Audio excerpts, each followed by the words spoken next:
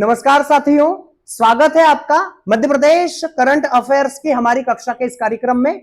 आज 17 अक्टूबर है और हम आपके लिए लेकर आए हैं मध्य प्रदेश के महत्वपूर्ण करंट अफेयर्स।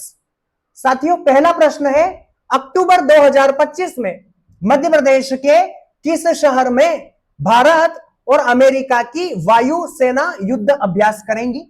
अक्टूबर 2025 में भारत के और अमेरिका की वायुसेना के द्वारा युद्ध अभ्यास किया जाएगा। तो यह मध्य प्रदेश के किस शहर में किया जाएगा?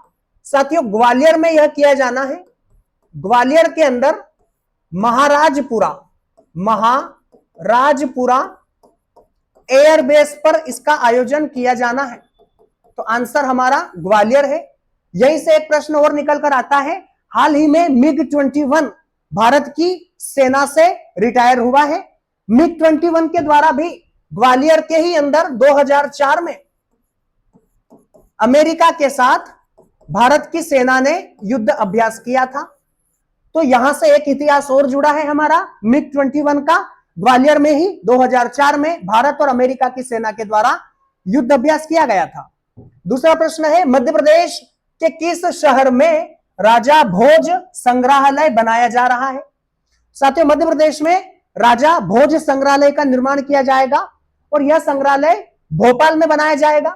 भोपाल, राजा भोज वैसे तो भारत की मध्य प्रदेश की सीमाओं से परे जाकर अपना जो है वह व्यक्तित्व और अपनी छवि और अपना ऐतिहासिक स्वरूप देश के सामने रखते हैं, लेकिन भोपाल और धार और उज्जैन, इन तीन जिलों से उनका विशेष संबंध रहा है। तो ऐसे में भोपाल में यहां पर राजा भोज संग्रहालय बनाया जाएगा। यहां पर उनके जीवन से जुड़ी हुई समस्त गतिविधियां और समस्त जानकारियां आपको उपलब्ध करवाई जाएंगी। आदि कर्म योगी अभियान में उत्कृष्ट प्रदर्शन हेतु राष्ट्रपति द्वारा किस जिले को सम्मानित किया जाएगा? साथियों, आदि कर्म योगी अभियान भारत के प्रधानमंत्री जी के नेतृत्व में चलाया गया और इस अभियान के द्वारा जनजातीय गांवों में अधिक से अधिक विकास करने का जो है वह प्रयास हुआ है कि ज्यादा से ज्यादा जनजातीय गांवों में कार्य किया जाए, सेवा दी जाए, और इस अभियान को आदि कर्म योगी अभियान कहा गया। भारत के राष्ट्रपति के द्वारा इस अभियान में बैतूल जिले को अपनी महत्वपूर्ण उपलब्धियों के कारण सम्मान दिया जाएगा। परिक्रमा कृपासार किस व्यक्ति की रचना है? साथियों, यह पुस्तक है जिसका नाम है परिक्रमा कृपासार। यह पुस्तक मध्य प्रदेश के पंचायती राज मंत्री प्रहलाद सिंह पटेल के द्वारा लिखी गई है। प्रहलाद सिंह पटेल, इनके द्वारा नर्मदा मैया के संदर्भ में जो इनके अनुभव है, नर्मदा परिक्रमा के संदर्भ में जो इनके अनुभव है, उनको साझा किया गया और साथ ही साथ भारत के प्रधानमंत्री जी को भी यह भेंट की गई थी, तो इसलिए यह चर्चा में है। तो आंसर हमारा प्रहलाद सिंह पटेल होना चाहिए। नरसिंहपुर से है, यह पंचायती राज मंत्री है मध्य प्रदेश के, और पुस्तक का नाम परिक्रमा कृपा सार है। इंदौर के प्रसिद्ध रेडिसन चौराहे का नाम बदल दिया गया है। इसका नया नाम क्या है? साथियों, आज इंदौर के प्रसिद्ध रेडिसन चौराहे का नाम बदल दिया गया। काफी फेमस है रेडिसन चौराहा इंदौर में, तो उसका नाम आज बदल दिया गया है और उसका नाम बदलकर भगवान परशुराम चौराहा कर दिया गया है। भगवान परशुराम चौराहा कर दिया गया है। तो इस तरह से एक प्रसिद्ध चौराहे का नाम यहां पर बदला गया है। रेडिसन चौराहा भगवान परशुराम चौराहे के नाम से जाना जाएगा। मध्य प्रदेश के किस शहर में 3200 करोड़ की लागत से मेगा स्टील प्लांट बनाया जा रहा है? साथियों, मध्य प्रदेश में 3200 करोड़ रुपए की लागत से एक मेगा स्टील प्लांट बनाया जाना है और यह प्लांट निवाड़ी जिले में बनाया जाएगा। मध्य प्रदेश के निवाड़ी जिले में इस प्लांट को बनाया जाएगा और यह बड़ी संख्या में रोजगार का भी सृजन करेगा। तो आंसर हमारा निवाड़ी होना चाहिए।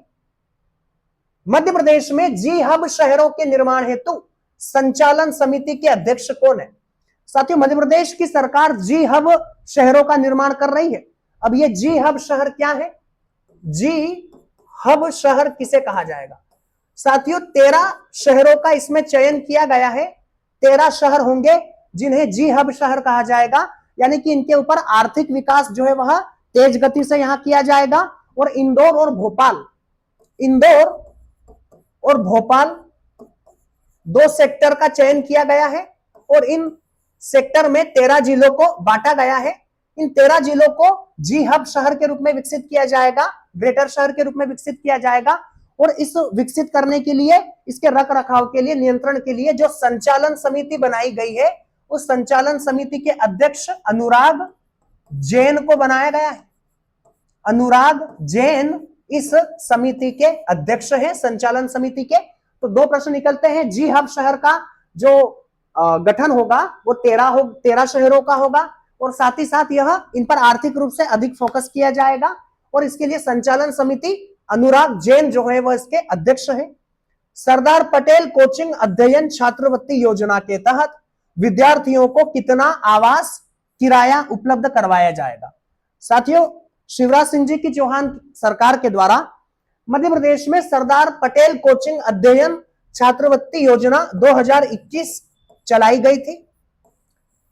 इस योजना को पुनः रूप से लागू किया गया है और इस योजना में मोहन यादव जी की सरकार ने एक निर्णय लिया है कि जो बच्चे किराए से रह रहे हैं, आवास के रूप में किराए से रह रहे हैं शहर से, गांवों से या कहीं और से आकर, तो उन बच्चों को 1000 रुपए कोचिंग के लिए उपलब्ध करवाया जाएगा। 1000 रुपए का किराया बच्चों को उपलब्ध करवाया जाएगा कोचिंग संस्थानों के लिए जो बाहर से रह रहे हैं। तो आंसर 1000 होगा। योजना 2021 में चलाई गई है।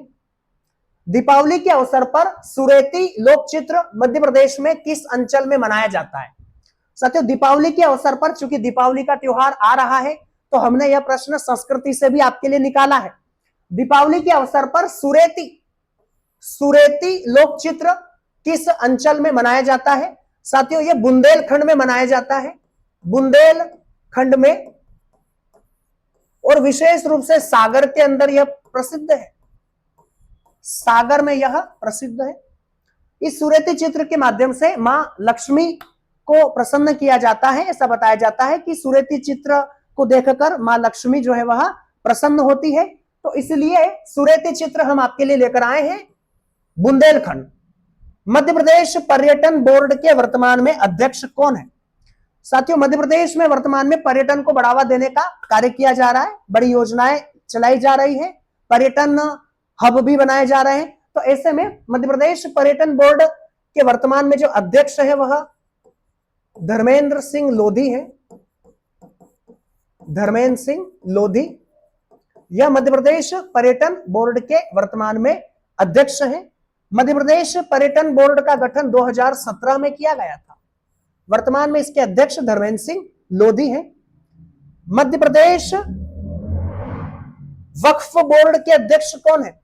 साथियों, वक्फ बोर्ड के द्वारा भी मध्य प्रदेश में स्वदेशी को अपनाने को बढ़ावा देने के लिए एक पहल की गई थी। तो यहां से हमने यह प्रश्न आपके लिए निकाला है। मध्य प्रदेश वक्फ बोर्ड के जो अध्यक्ष है वह सनवर पटेल है। सनवर पटेल मध्य प्रदेश वक्फ बोर्ड के वर्तमान में अध्यक्ष है। तो इस तरह से यह महत्वपूर्ण प्रश्न हम आपके लिए आज लेकर आए थे। साथियों, कल की कक्षा हमारी काफी विशेष होने वाली है क्योंकि उस कक्षा में हम मध्य प्रदेश में जितने भी नवीन पदों पर जो भी लोग विराजमान हैं, कौन क्या है के संदर्भ में सारी जानकारी हम आपके लिए कल लेकर आएंगे, जिसमें मध्य प्रदेश में जितनी भी नियुक्तियां जिस भी पद पर हुई है वो सारी जानकारी आपको मिलेगी। तो कल की क्लास काफी विशेष रहने वाली है, आप जरूर देखिएगा। तो आज की क्लास यही समाप्त होती है। धन्यवाद।